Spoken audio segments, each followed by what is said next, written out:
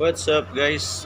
For today's video, I will be explaining to you or ipapaliwanag ko sa inyo kung ano ba yung 4 cardinal rules of gun safety. Apa? Ano guys to? 4 cardinal rules of gun safety. Unang-una, always consider your gun as always loaded. So, ano bang ibig sabihin nun guys? Simple lang guys. Dapat palagi nyong isipin na yung baril nyo ay palaging loaded. So, ano bang purpose nun guys? Magitan nun, kapag iniisip nyo yun palagi guys, magiging cautious kayo sa baril nyo guys.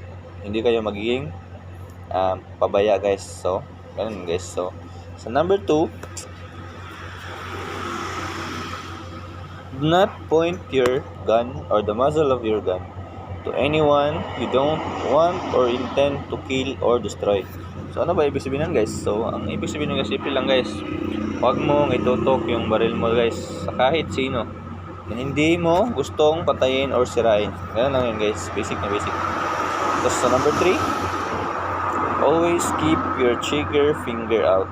So ang ibig sabihin nun guys, itong trigger finger mo guys, huwag mong ipasok dun sa trigger guys hanggat hindi ka pa handang pumutok.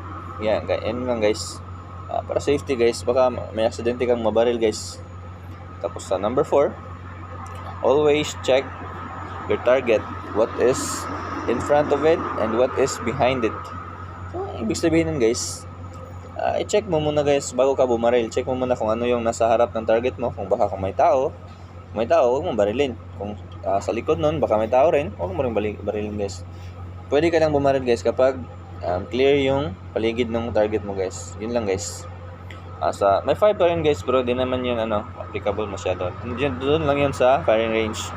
Yung always your eye pro and your ear pro. Yun guys, when you are parang doon ka sa loob ng firing range guys. Yun guys.